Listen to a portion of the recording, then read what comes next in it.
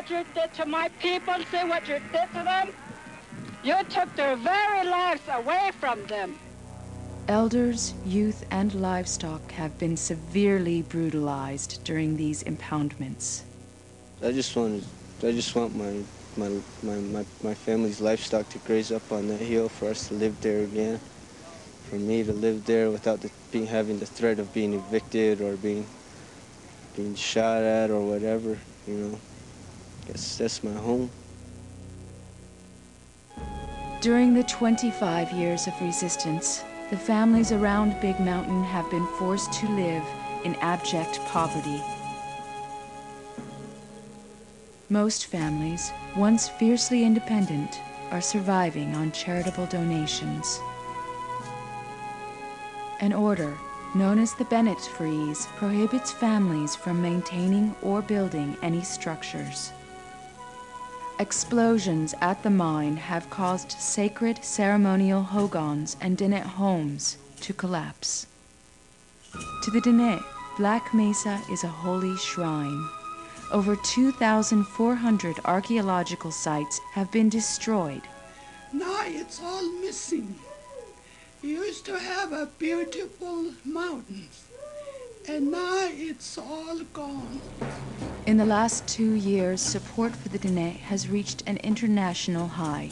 Yet in the United States, their cause is still ignored by Congress and is virtually unknown to the public. There are over 250 NGOs, non-governmental organizations in the United Nations that support the Diné people's right to their land and condemn relocation and unsustainable mining practices by Peabody Western Coal Company. The United States government points its fingers all around the world at human rights violations that are going on. And it's time that the world look within the United States for human rights violations that are going on within its borders. In February 1998, a summit took place on Black Mesa. The United Nations Commission on Human Rights sent a special rapporteur, Mr. Abdel Fattah Amour, to hear the testimonies of the Diné as part of an ongoing investigation into religious intolerance. Over 100 people crammed into the Hogan of Glenabigay.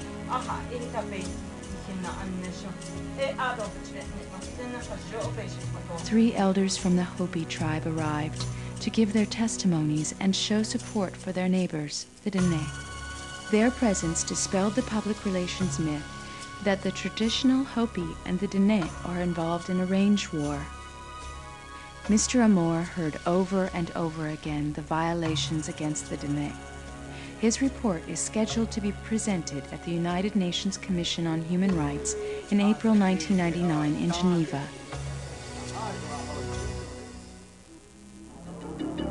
As the world prepares to celebrate the new millennium, the Diné face a final forced relocation with a deadline of February 1st in the year 2000. President Clinton signed this final relocation law while playing a game of golf. The elders say they were threatened and their names forged on the original agreements that surrendered their lands and all their civil rights. Only a very small minority of Diné elders can speak, read, or write English. It is time to recognize that the world has waited too long to uphold human rights.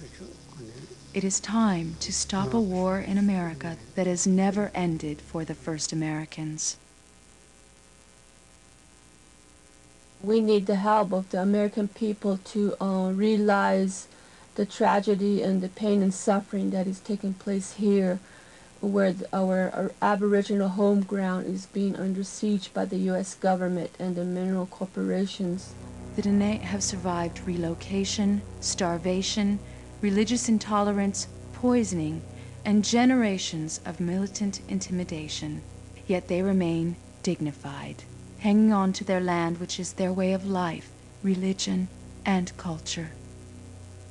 Like other indigenous leaders around the world, the Diné elders tell us that all life is interconnected and that what befalls them on Black Mesa will befall all of humanity.